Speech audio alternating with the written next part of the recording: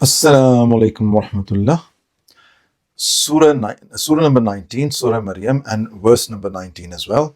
أعوذ بالله من الشيطان الرجيم بسم الله الرحمن الرحيم قال إنما أنا رسول ربك لأهب لك غلاما زكيا. بولا میں تیرے رب کا بھیجا ہوا ہوں کہ میں تجھے ایک صالح بیٹا دوں. یہ حضرت جبرائیل علیہ السلام نے فرمایا تھا حضرت مریم علیہ السلام کے پاس آ کر. اس کہ میں تجھے، اب نوٹ کیجئے گا کہ میں تجھے ایک صالح بیٹا دوں. میں جبرائیل علیہ السلام کہہ رہے ہیں کہ میں تجھے ایک صالح بیٹا دوں. اس آیت کی ترجمہ صحیح کیا جاتا ہے اور علماء سو اس کی تفسیر غلط کرتے ہیں اور توحید پہ حملہ کرتے ہیں اور شرک پھیلاتے ہیں. خود میرے ساتھ بھی یہی ہوا تھا کہ میرے اوپر بھی میری توحید پہ حملہ کرنے کے لیے بھی ایک بریلوی بہت بڑے علامہ ہیں، انہوں نے بھی اسی آیت کے صحیح ترجمے مگر غلط تفسیر کا سہارا لیا تھا. اچھا، سٹارٹنگ پوائنٹ تو یہ ہوتا ہے کہ حضرت جبریل علیہ السلام نے کہا کہ میں تجھے ایک بیٹا دوں، یعنی کہ جبریل بیٹے عطا فرماتے ہیں. یہ ان کا سٹارٹنگ پوائنٹ ہے علماء سو کا شرک عقیدے کا. آگے بات کہاں سے چلتی ہے اور کہاں پہنچتی ہے؟ وہ کہتے ہیں کہ اگر جبریل علیہ السلام بیٹا دے سکتے ہیں تو کیا انبیاء کرام ان سے افضل نہیں ہیں؟ انبیاء کرام اولادیں نہیں عطا کر سکتے؟ حضرت شیخ عبد القادر جیلانی کیا اولادیں نہیں عطا کر سکتے؟ سرکار غوث پاک نے کہا مائی سن لے خدا کی قسم وہ ولی سچا ہے. اس نے لوہے محفوظ دیکھ کر تیرا مقدر پڑھ کے بتلایا تھا کہ تو دادی نہیں بنے گی، تیرا بیٹا باپ نہیں بنے گا، تیری بہو ماں نہیں بنے گی، کبھی اس کی گود ہری بھری نہیں ہوگی. لیکن مائی جب میں نے کہا کہ تجھے 11 پوترے ہوں گے تو رب نے اعلان کیا فرشتوں اس عورت کے مقدر میں 11 پوترے ہونا لکھ دو، کیونکہ عبد القادر نے کہا.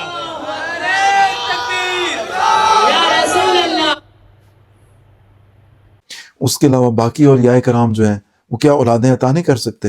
اور باقی جو پیر فقیر یہ جو مزار بنے ہوئے ہیں، زیارتیں اور بڑی بڑی، تو یہ لوگ کیا اولادیں نہیں عطا کر سکتے؟ بالکل کر سکتے ہیں. اور اس طرح سے لوگوں کو کہا جاتا ہے کہ جن جن کی اولادیں نہیں ہیں وہ ان پیروں فقیروں کے پاس جائیں اور اولادیں مانگیں، اور جس طرح سے جبریل علیہ السلام نے صاف ستھرا صالح بیٹا عطا کیا تھا خود، اس طرح سے یہ پیر بھی صالح اولاد عطا کرتے ہیں.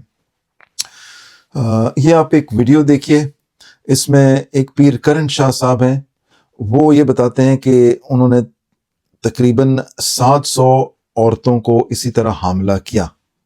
ناظرین، اس وقت ہم تھانہ بولانی میں موجود ہیں اور یہاں پر وہ درندہ، وہ حیوان، وہ صفاق ملزم موجود ہے جس نے یہ حیوانیت اٹھائی. اسی سے بات کرتے ہیں. کیا نام ہے تمہارا؟ سائیں عابد کرنٹ پیر. سائیں عابد کرنٹ پیر. کرنٹ پیر. کرنٹ کون سا کرنٹ؟ جو بجلی لگاتے ہیں. جو بجلی کو لگاتے ہیں. جو استاد محترم تھے انہوں نے یقیناً کافی کچھ سکھایا ہوگا. کیا کیا سکھایا تھا؟ یہ کلام سکھایا. کیا؟ یہ جو پڑھی ہے. کون سی؟ کالی چمڑی بس بدیان صافی انبیاء امداد تعدر ہو اگر نہ ہویا تو یوم القیامت الدین تیرا گریبانہ. اچھا، ہم نماز سنا دو. رکعت بھول گئی. یہ پھر نماز کی رکعت نہیں پوچھی بھائی، نماز پوچھیے. نماز اس بدستان ہاں یاد کر رہے ہیں. اچھا کرو زیادہ ٹائم نہیں ہے. ہاں سناؤ. دیکھو میں نے سر پہ دوپٹہ بھی کر لیا کہ شاید تمہیں عقیدت میں یاد آ جائے. تھوڑی بھول گئی ہو تو اچھا، نماز آتی نہیں، بھول گئی. اور کس چیز کی پیری مریدی کرتے ہو؟ اثر کی کتنی ہے؟ شام کے وطر ہی نا. خالی وطر ہے؟ نہ نفل بھی آنے. کتنے؟ اس میں 3 وطر ہیں تے میرا 2 نفل ہیں. اثر میں. مغرب میں کیا ہے؟ مغرب میں 17 رکعت ہیں. ابھی تک کتنی عورتوں کو حوث کا نشانہ بنایا؟ 700 600-700 عورتوں کو.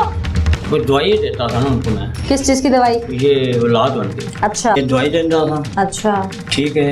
پھر زیادتی بھی کرتا تھا. اچھا ٹھیک ہے جی. 10-15 ہزار کا. کتنی بیویوں کے ساتھ ابھی تک زیادتی کی ہے؟ 600-700. 600-700 بیویوں کے ساتھ. جی ویڈیو دیکھیے آپ نے. اچھا ان کے حملہ کرنے کا طریقہ کار کیا ہوتا ہے؟ جب ایک مجبور عورت جس کو گھر سے کہا گیا ہوتا ہے ماں باپ کی طرف سے کہ ہم نے تمہاری شادی کر دی ہے، اب وہاں سے تمہاری لاش آنی چاہیے، تمہارے گھر کھانے پینے ہر چیز کا بندوبست ہو گیا، وہاں جاتی ہے 1 سال 2 سال 3 سال 4 سال، اس کی اگر اولاد نہیں ہوتی تو اس کو وہاں سے ساس کہتی ہے کہ یہ آخری سال ہے، اب بھی اولاد نہ ہوئی تو ہم طلاق دلوا دیں گے، جاؤ اپنے ماں باپ کے گھر۔ اس میں یہ بڑی انڈر پریشر آ جاتی ہیں عورتیں وہاں گاؤں کی۔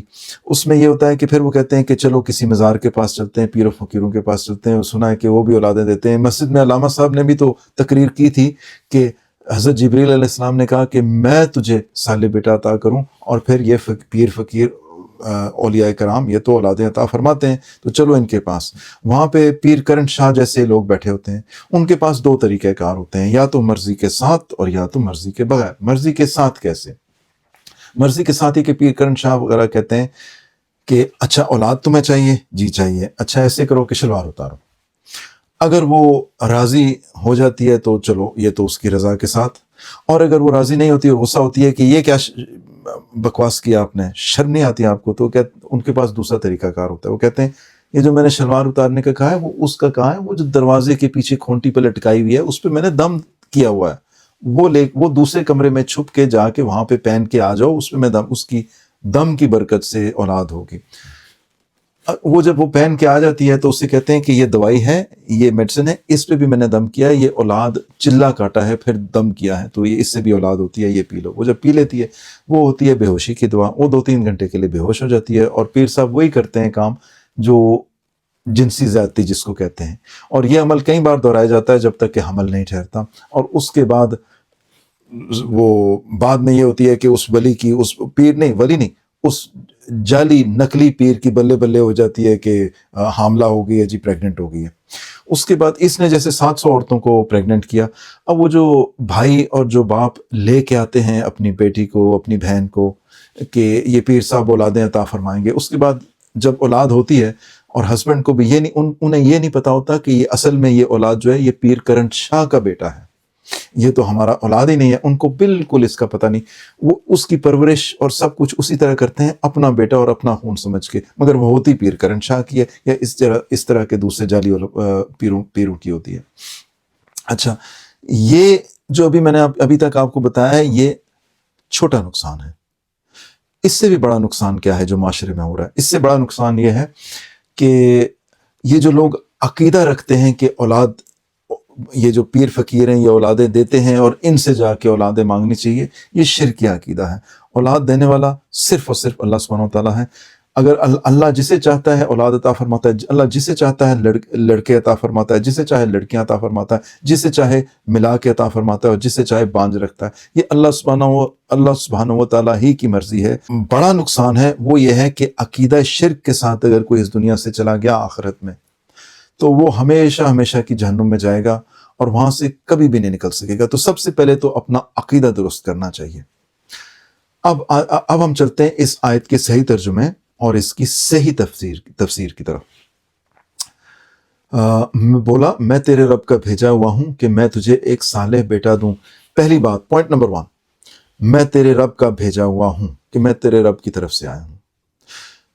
اس پوائنٹ کو اس طرح سمجھیے کہ آپ کے پاس پوسٹ مین اگر آتا ہے اور وہ کہتا ہے کہ میں پوسٹ مین ہوں، میں تو بھیجا ہوا ہوں، میں آپ کے لیے پارسل لایا ہوں، میں آپ کے لیے خط لایا ہوں، تو اب آپ مجھے یہ بتائیے کہ کیا وہ پارسل اس پوسٹ مین کی طرف سے ہوتا ہے اور وہ خط پوسٹ مین کی طرف سے ہوتا ہے؟